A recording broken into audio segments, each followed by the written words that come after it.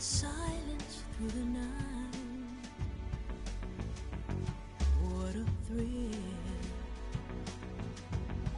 I'm searching and I'll melt into you.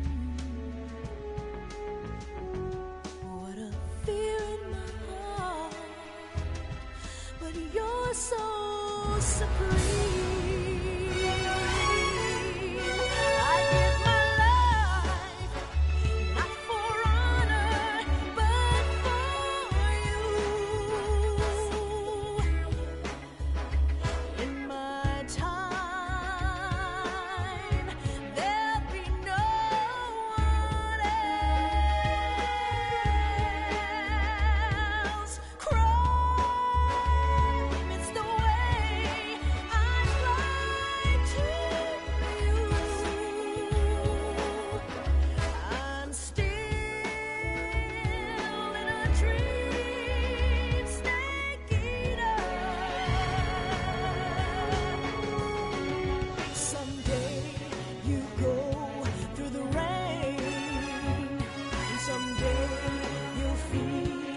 Tree frog, it's ordeal, the trial to survive. For the day we see new light, I give my life, not for honor, but for you. In my time,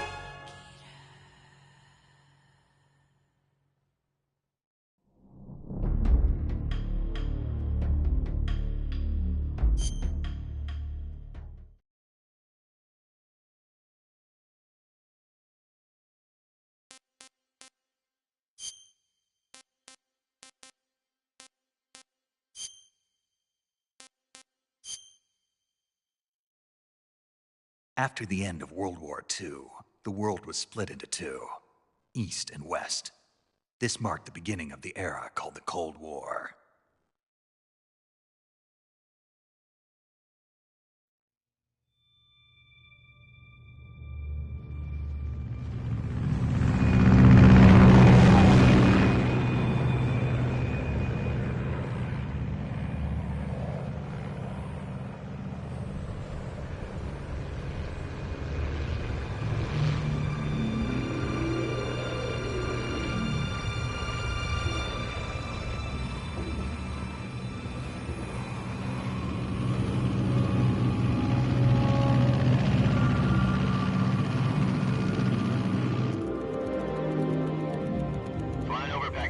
Altitude 30,000 feet. Approaching Soviet airspace. 20 minutes to drop off. Commencing internal depressurization. Equipment check. Arm main parachute. All right. You ready to go? Drop zone still showing a high pressure mass. Cav okay. Good. We've got high visibility.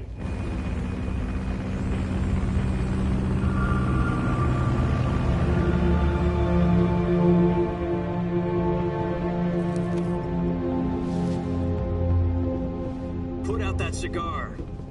Connecting oxygen hose to interior connector. Put on your mask.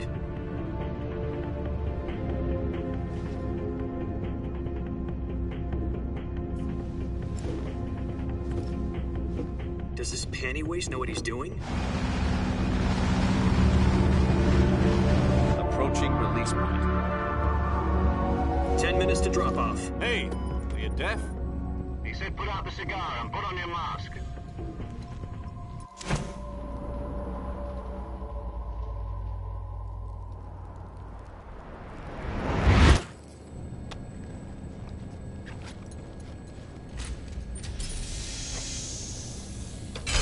Depressurization complete.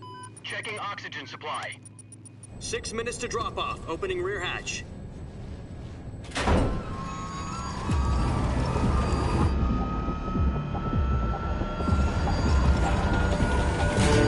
Sunrise.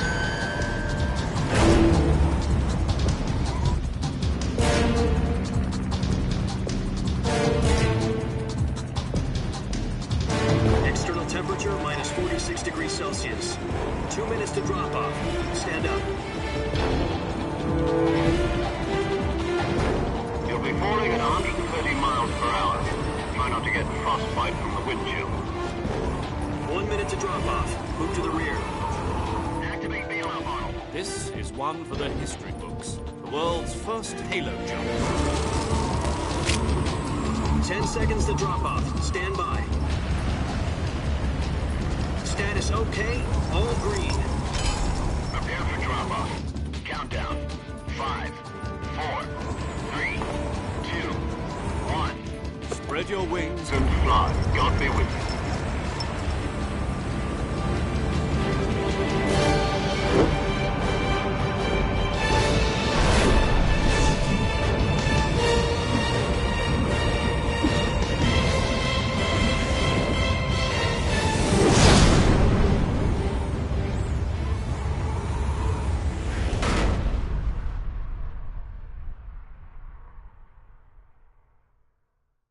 Jack, I've got some important news.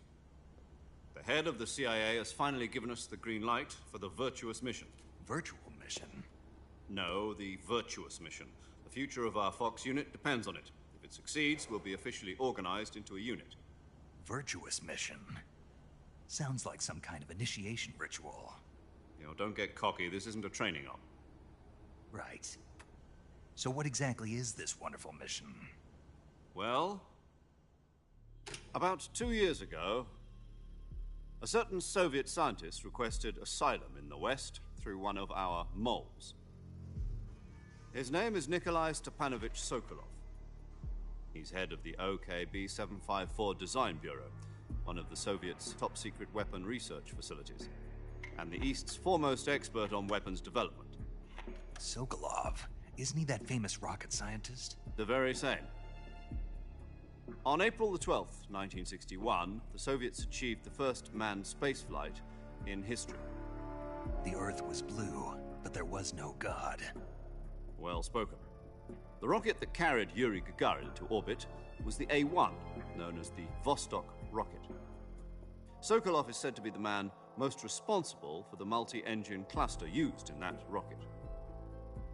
After Gagarin's flight, Sokolov left rocket development to become the head of the newly established Design Bureau. From a lowly technician to head of a design bureau, that's quite a success story, so why'd he want to defect? It seems he'd become afraid of his own creations. Afraid? Call it a crisis of conscience. And for that, he left his country and his family behind and went over the fence? Not exactly. One of his conditions was that his family was also to be taken safely to the West. We used a mole to get the family out first and succeeded in sneaking Sokolov over the Berlin Wall shortly afterwards. I was the one who conducted the operation. The security on the eastern side was still full of holes back then. Then what?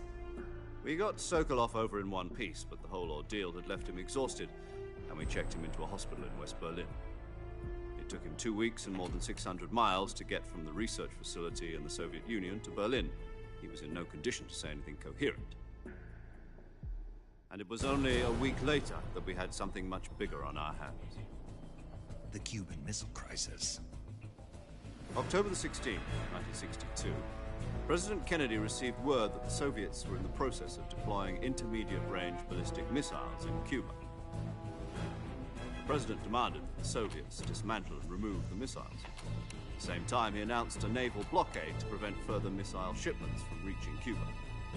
But the Soviets didn't back down, instead placing their armed forces on secondary alert. Soviet transport ships carrying missiles continued on course towards Cuba. US and Soviet forces went on alert for an all-out nuclear war. Frantic negotiations were conducted through the UN's Emergency Security Council and unofficial channels to end the hair-trigger standoff. Finally, on October the 28th, the Soviet Union agreed to remove its missiles from Cuba, and so the world avoided a nuclear holocaust. But in order to get the Soviets to pull their missiles out, we had to make a deal. You mean the one where the US agreed to remove its IRBMs from Turkey? No. The Jupiter IRBMs deployed in Turkey were obsolete, and we were going to get rid of them anyway. They had no strategic value whatsoever to either the US or the Russians. The Turkey deal was a ruse, a cover story that was fed to the other intelligence agencies around the world. So what did the Russians really want? Sokolov. They wanted us to return Sokolov. You mean the Soviets pulled out of Cuba just to get their hands on Sokolov? That's right. What the hell was he working on? At the time, we had no idea. We were running out of time. It was either give up Sokolov or risk full-scale nuclear war. In the end, we had no choice. President Kennedy gave in to Khrushchev's demand. The next day, I got Sokolov out of the hospital, handed him over to agents on the eastern side. Sokolov kept on screaming, "Save me," until he disappeared from my sight. Then, a month ago, we received some new information